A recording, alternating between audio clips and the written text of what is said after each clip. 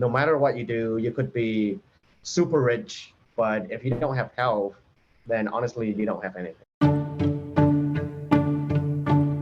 Welcome to Students Like Me. Students Like Me is a podcast by the MBA student community at Imperial College Business School. We invite fascinating people from all different MBA programs of Imperial to talk about their student lives, their thoughts, and how they learn. I am Mutita Gimakom, your host from the Global MBA program January 2022 cohort. My guest today is Khiem Nguyen. Khiem is a lead product designer at Salesforce in Seattle. Here is our intro. Khiem, I know you have been very busy. Thank you so much for being here. Absolutely. Thank you for inviting me. To begin, I wanted to ask you to just give a short bio. We can see from your LinkedIn that you have been in product design teams for top tech companies like GE, Microsoft, Oracle, Amazon, and now you are a lead product designer at Salesforce. But what do you feel like is a story to know about Khiem Nguyen? Yeah, so that's a great introduction. When I was in college, which was about a little bit more than 10 years ago, I really never thought that I would end up being a product designer, right? I didn't even think that I would end up working in tech. So, my dreams and aspirations back then, they fluctuate. Like, one day I wanted to be a lawyer, another day I wanted to be a doctor, all the typical, like traditional professions that if you come from the Asian culture, you would understand, right? Like your parents, they expect you to become doctors or business people or lawyers or something huge like that. Yeah. And so I was fluctuating throughout my college years. I never really thought about tech or being a product designer. And in fact, my undergrad education, even though it was in business, at business administration, I honestly didn't like it very much, right? And, for many reasons, many different factors. And the first job that I got out of college, out of my undergrad program, was to work in sales, right? So I spent about a year and a half working as a salesman for a software company. It just happened. It's not like I was looking for a job, in the software industry. It just happened that I ended up working for a software startup in Seattle. So throughout that first year, working as a sales guy, I didn't even like that job, to be honest with you, but I needed, to make an income, right? And to make ends meet. So I kept up with that job for about a year. The good thing is I was able to learn a lot about the tech industry in general, right? So how the tech industry operates, who are the main players, what are the different fields, what are the different functions that make up a tech, business. I learned a lot throughout that time. Ultimately, I was able to expose myself to the realm of product design, right? And I was basically communicating with a lot of different product design teams because they were looking for customer feedback, right? I was talking to existing customers and potential customers on a day-to-day basis. So they wanted to leverage my knowledge of what the customer needs are that can help them define their product strategy and product roadmap, right? So I was talking a lot to those teams and I was like, wow, that's a really cool job because you get to be very close to your customers, the main stakeholders of any business, right? You get to communicate with them and talk to them about what exactly are their problems and how we can solve it for them, right? So all of that was really cool, like being close to the customers and actually serving at the forefront of the product development mission. Like how can we design and build products that can actually help our customers solve their problems in the most intuitive and delightful way. And I was like, wow, this is a really cool job. So I did some more research, got to understand more about that function, the product design function, got to really understand how they contribute to a business. And after some time, I ultimately made the decision that this is what I want to do for my career. What I did was I went back to school to pick up a master's degree in product design. And that was also in Seattle. So I spent about 2 years doing that and was very fortunate to pick up my first job out of that program at Microsoft. And then, throughout the next 6-7 years, I went from Microsoft to Oracle Cloud to Amazon Web Services. And most recently, I just moved to Salesforce. That was a long introduction. I apologize, but really the point that I'm trying to nail is, I came to the tech industry and the product design profession purely out of a passion that I have for people. Yeah, no, thank you for like letting us know the journey.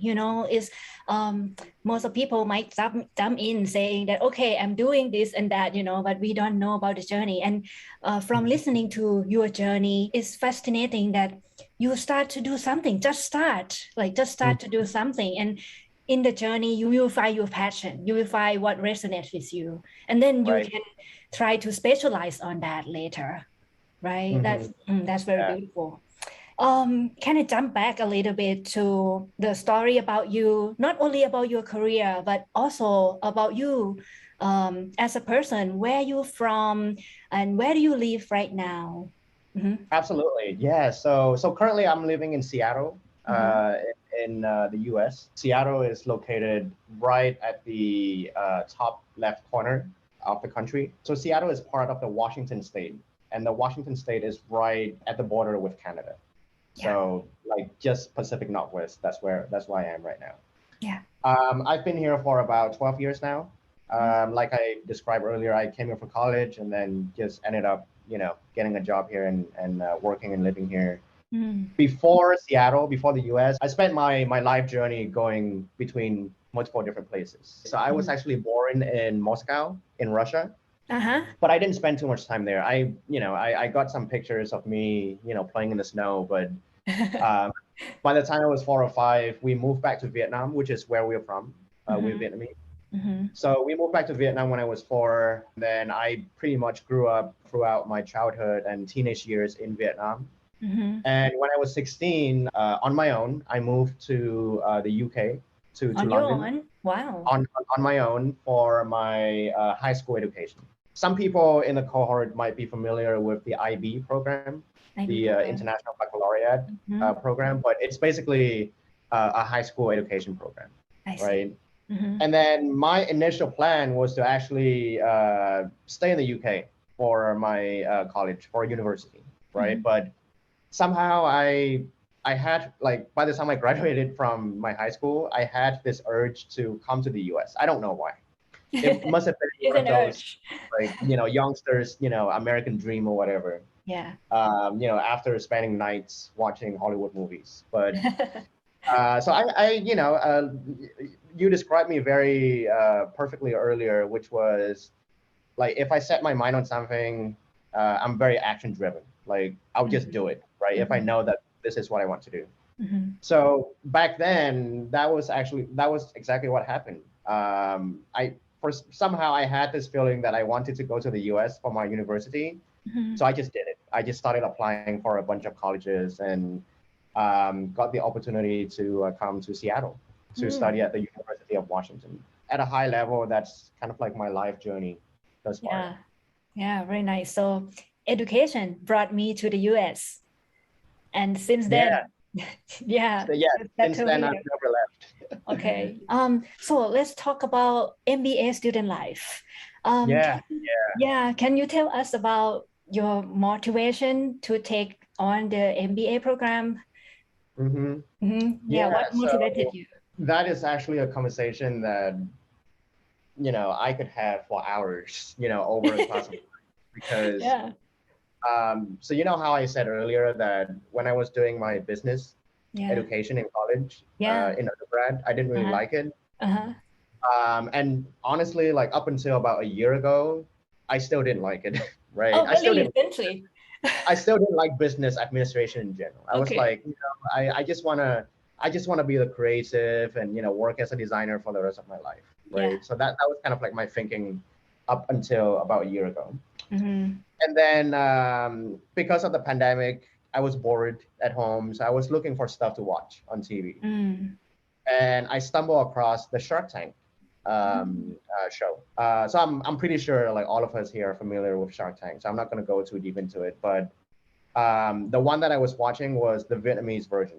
So it was the first time that Shark Tank, well, not the first time, they've been around for a while, but it was the first time that Shark Tank in Vietnam got a lot of promotion, a lot of exposure to the public, right? So I learned about it, I knew about it, I started watching it, and I was really inspired because there were so many youngsters. I mean, there were people from all kinds of background and, people of different ages and origins, but I was really, really fascinated and impressed by the young generations, people who are younger than me.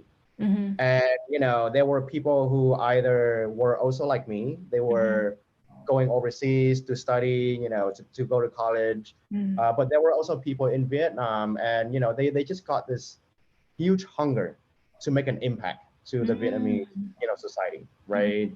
And they were going back to Vietnam and they were, building all of those amazing startups. Wow. And not all of them are successful, but that's okay. Like for me, whether a business could turn out to be successful or not, that depends on a lot of factors. But just the fact that they are willing to give up everything and to face all of those huge risks and to be in this startup journey, like that was so inspiring for me. And I was like, wow, like I may not know so much about business, I may not like it yet, but what I know for sure is that I myself personally, I also have this passion and dream to come back to Vietnam, which is where I'm from, and to contribute to the country, right? And what can I do? Like there are so many things that I could do, but building a business around social health and social enrichment is something that I'm really passionate about, right? So one thing led to another. I got inspired. I was like, wow, those guys are so cool, they're so amazing. And then I started to watch more episodes, and I realized that there's a lot of stuff that I don't understand about business, right? Like I was telling you earlier, like all the accounting stuff, I was like, zero knowledge. And I was like, what are they talking about? I feel so dumb. And I started doing everything I could. I bought books, like those online courses on online courses or Coursera, those kind of stuff. Like I started picking up those online courses. I started doing a lot of things to equip myself with knowledge, right? And then at one point I realized that if I really want to do this right, I need a proper education. I need a proper guidance, a framework that can help me learn, as opposed to swimming in this huge ocean of knowledge. So that was the beginning of the beginning of this motivation to pick up the MBA journey, to start looking for guidance from the best educators out there. I'm working every day to learn and to grow with you guys. Khiem, it's very beautiful story. I can't wait to see your startup, really, in Vietnam. Me too. I don't know what's gonna happen, but you have to tell me about it, okay? Yeah, whenever it's gonna happen, maybe after find out how I did with the FMA exam, then I don't know, I'll change my mind. Hopefully not. And that actually leads me to my next question. Is there anything that from the MBA program that already benefited you, your work or your life right now? So like that FMA course was a huge mind blower. It was hard. It was tough. Like it really humbled me. Like, okay, this is the real deal, And but I, even though I was honestly struggling a little bit with that course, but I ended up learning a lot. And it helped with the small little things, like watching news on the TV or reading business review journals online, or again, watching shows like Shark Tank and those kind of stuff. I started to see that, okay, this is making sense, right? And I was beginning to think about businesses in a more holistic way, in a more organized and holistic manner. right? I was actually understanding, okay, this is why a business is doing well and this is why it's not doing well and how it could do better, those kind of stuff. But I think there's another really important benefit, and that is just the way that I critically think about everything around me, in my life, at my work, in my job. Like, for example, that the OB course that we took, it really helped me think about everything in a much more critical manner. So critical thinking was something that I really gave myself a chance to develop and train. And I think the case studies and the materials that we consumed throughout the first semester, it really helped me with that particular skill set. Yeah, I remember you mentioned about this many times when we were in the course together. Like you would come to our WhatsApp group chat and telling us about like the materials that you read on that day and how you feel fascinated about them. Yeah, so I can see that you really like that course and it really benefits you. Like I'm just gonna say this real quick. It makes you realize one thing, that MBA is not just about the theories. It's not just about the technical aspects, right? Strategy, processes, mechanisms, and stuff like that, frameworks, whatever.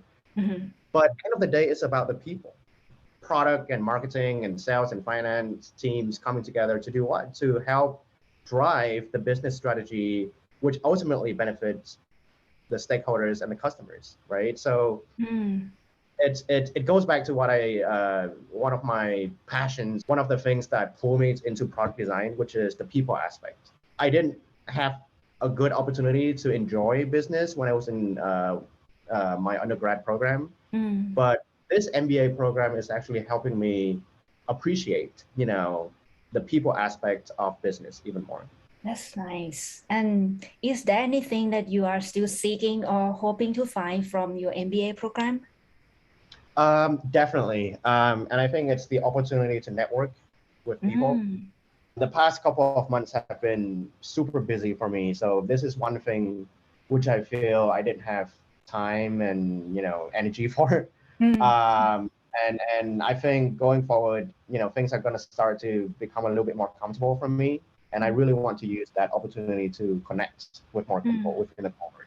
Yeah, I want to say this again. I said this to many people before that I think we are in the right place for that. We are really connected to people all over the world. I'm fascinated by this fact, really, personally. No, it's amazing. I think one of the best things about this program is that like diversity is real here, right? Like there are people coming from all sorts of different cultural and professional backgrounds. And it's just amazing. It's like the new learnings that you pick up every day just from talking to people. It's mind-blowing for me. Definitely. And can you tell us about your MBA student life in a day? You said you have been so busy. I want to hear this from you. How do you spend your time? How do you manage? How did you manage? Honestly, it's been hard. I'm not gonna lie. It's been really challenging because I have to balance between this and my full-time job, which is pretty demanding, on its own. The first month, I would say, I was struggling. Like I was having a hard time keeping up with the materials, right? It's almost like throughout the day, I could not even spend a minute, thinking about the MBA because, work was so busy. So the only time when I could do it was during the evening. And then, that eats up, my personal time with my family and stuff. So it was hard the first couple of weeks.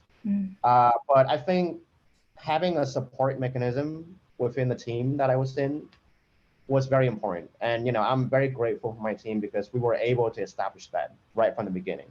We made it clear that, hey, we're all in this together. Everyone is going for the same experience. It's going to be challenging.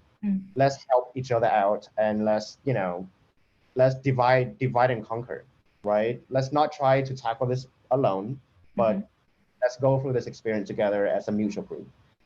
So I took advantage of that. I was like, okay, like if everyone is committed to, supporting one another and growing together, then, I'm here to do the same. So I what I did was I started, first of all, carve up some time slots or time boxes, within my schedule to focus on just MBA. And I tried to do that actually during the day instead of during the evening, because I didn't want to, like my personal time and my family time to be impacted. So what I did was I would wake up early and, like go to work at like 7. And then by 3 or 4 o'clock, I would say, okay, this is enough work for today. From 3 until 5 or 6, this is MBA, studying time. So that's one thing that I did, like really, really clear time management and time division. And then the other thing was setting up like study sessions with some members of the group, right? So me and Nishan, because we were helping each other out to lead the OB assignment for the group. So we would meet like, twice or something like that every week. The most important thing that I learned for me was to feel comfortable giving ownership to others. So what does that mean? So for example, I knew that I was not great at accounting. So because of that, I didn't take up the project champion, position for FMA, right? I knew that there were other people who could do that better because, they have better knowledge and they have a better background. So for me, I told myself, you know what, it's okay if you give the ownership of this project to that champion, to that other, team member. And it's not that I'm saying, like, you go out there and do everything, and I'm just going to sit here and wait for the results. It's not like that. I'm here to support. I'm here to offer any contributions I could. But we need someone who can drive that project as a lead. And I'm going to feel comfortable giving that leadership to that other person. And that really helped because, now I feel like, okay, I have time and space to focus on this thing that I'm leading. But I also feel confident that this other person is helping me leading the other projects, right? Ultimately, it's all about the support mechanism that we're able to build within the team. Yeah, that sounds like a teamwork to me. Yeah. Isn't it? Like, I think for anyone who is an experienced professional, working professional, everyone knows the importance of teamwork. But honestly, like this first semester, this MBA program is really delivering that point and that message very clear. It's like you can only survive, and I'm going to say this to the whole cohort, you can only survive this program by trusting others and working with others. Wow. I agree with you. Like, if anything I learned, that's one for sure. Yeah, that's what I learned as well. I cannot see anyone could survive by him or herself in this this MBA program. Yeah, this is not high school anymore, unfortunately. No. Exactly. And have you been like that, or has the MBA program changed you into this thinking or this person? So, wow, that's a very good question. And it's making me think now. Was I always like, no, I don't know. I would say that maybe before I was already exhibiting some of those kind of thinking, but maybe not so much. Maybe this, I really think that this MBA program pushed me to recognize the value of this kind of thinking, right? Or this way of working. Like before, I was a little bit more flexible with myself. It's like, okay, I can start, at 3 o'clock or 3:15, that's fine. But now, because there are so many things going on and time management becomes so crucial, I'm like, okay, you gotta be more disciplined with your time management. And teamwork, teamwork, I've always known throughout my career that teamwork is important. But this MBA program is really making it clear that, okay, this is almost like a survival instinct. It's like you can only survive by working with other people. So in a way, it strengthened, this kind of belief that I think I've always had. Yeah, awesome. Khiem, if you were not doing your MBA at the moment, what would you be doing? Wow, another great question. Wow. If I were not doing this MBA, what would I be doing? Honestly, I don't know, Tita. Honestly, no, this is being completely transparent with you. Of course. I think most likely I'm still going to lead the current life that I have. I mean, I have a pretty decent job. which I like. Living in a city that I also feel comfortable with. I have a beautiful wife. I have a beautiful dog. I would be seeking out for more like nonprofit or volunteering opportunities in the community. Not exactly sure how I could contribute yet. Maybe as a designer, but maybe as a project manager. Like contributing to the community and doing what's right for society has always been a big part of me, and I'm looking towards having more opportunities to do that in the future. Maybe after the MBA program. And who knows, maybe one of our listeners would contact you for that. I hope so, and I'm gonna say this to you and to the whole cohort. Like, I'm a very approachable person, always looking for opportunities to connect and network with amazing and diverse folks. So yeah, like if you think I'm interesting enough for you, then contact me anytime. Yeah, I can confirm about that. You really are approachable. And let's talk about success in general. What does success mean to you and how do you measure it?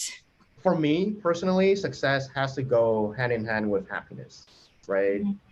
And what is happiness is a case by case basis. And for me, happiness, like honestly, isn't much. Happiness is being able to, make a living, and being surrounded by the people that I love and the people who love me. Like doing all of that without impacting my physical and mental health. No matter what you do, you could be super rich, but if you don't have health, then honestly, you don't have anything. How do I measure it?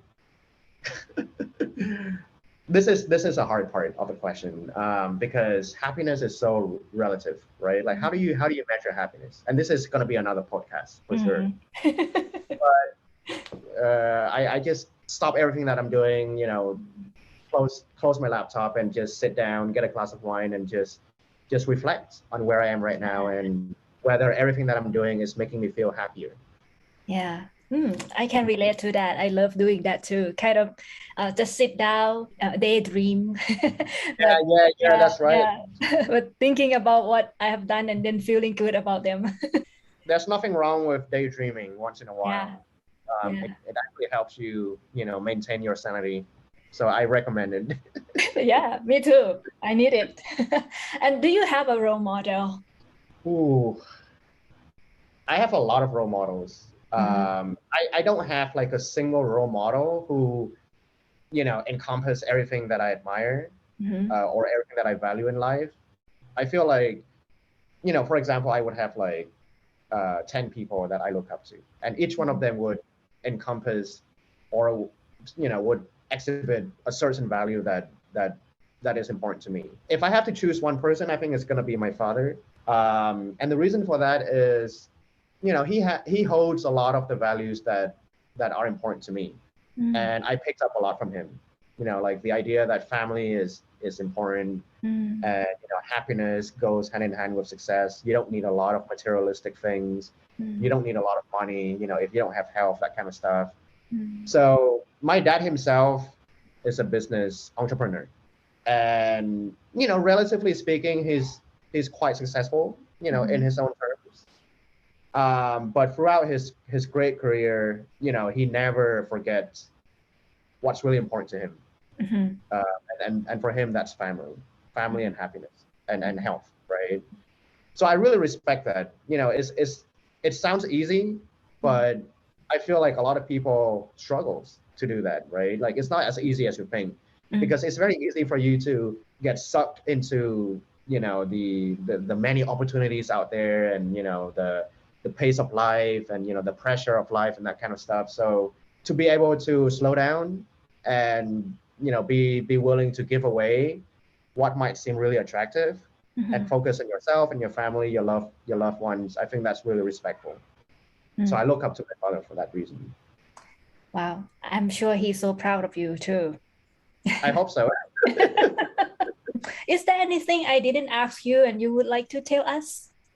I'm just gonna wrap it up with one last thing, and I kind of want to say this to all of us together in this cohort. You're not alone, right? I think that is something, again, it's something that that is seemingly easy to understand and to grasp, but for some people they might not think so, right? People might be thinking that, oh God, I'm not doing so well so far. This is so hard. Everyone else seems so intelligent, so smart, etc. Right? But I really want to say to people that you are not alone in this journey. We all come from different backgrounds, and we all come to this program because we have a gap in our knowledge or in our experience in one way or another, right? Because I know that I still have a lot to learn and I'm still not there yet. And I think if everyone can have the same mindset, it's just gonna be beneficial for all of us.